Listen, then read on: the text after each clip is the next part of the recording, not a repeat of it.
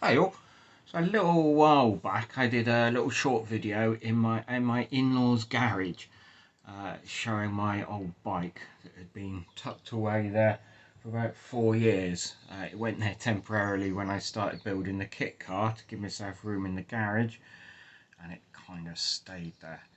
Anyway, as you might be able to see behind me, it's back.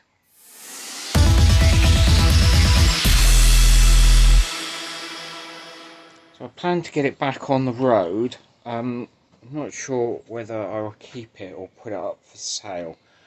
You can see, first job to do is give it a clean. There's the dust on it at the moment. I've just been online ordering stuff to give it good service, oil, plugs, all that kind of stuff, fork oil as well. It's quite a high spec bike. I built it, I'll have to check, but I reckon it was probably, it's got to be coming on 15, maybe even 20 years ago I built this. Probably the first project I ever did. I bought it as a bit of a basket case. Someone had already fitted the ZZR rear end on it.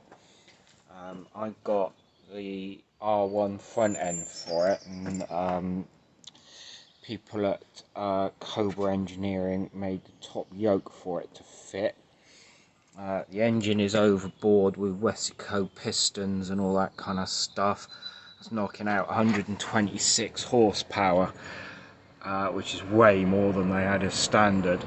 And that's down at like about 7,000 RPM or something. So they're like, they're big old horses in this thing. Got 38mm slingshot carbs, which were the kind of thing to have for these engines. I can remember spending ages and ages, sort of early-ish time on eBay, really, spending ages and ages searching till I managed to find them, because if I remember right, they were only ever fitted to 1 year of GSX1100. They were 36 and then went to 40mm. So it's a bit of everything. I've even got some Honda switchgear on this thing, so I've got all makes of Japanese bikes covered. There's a Bandit oil cooler, if I remember right. This was from a Gilera DNA, which was a little scooter, but just really nice little headlights on there. Anyway, I'll sort of do some videos as I get this thing sorted and tidied up. I brought the bike over the other day in the trailer and stupidly left the keys and the paddock stands over at my in-laws.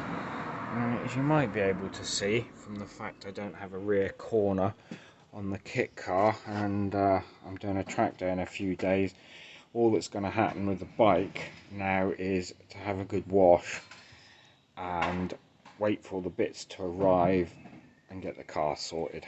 So just a little update video, really. Well, that's the first little job done. It's not dusty anymore.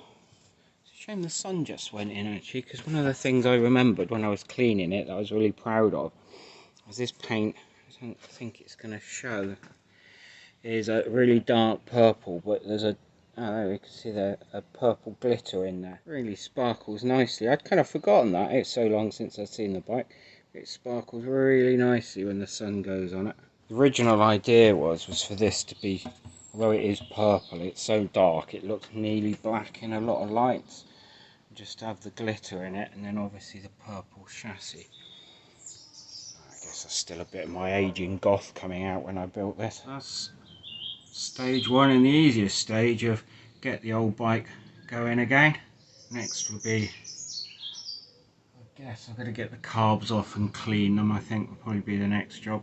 If you want to follow me getting this old girl tidied up, you know what to do. Like and subscribe. Hi, thanks for getting to the end of the video. If you're not already subscribed, please do so now. Just hit the subscribe button and then hit the bell button, and that way YouTube will tell you when there's any new videos. We've got some big plans ahead for the channel, including possibly a car build from scratch. So if you want to get involved with that, now's the time to subscribe. Cheers then, bye.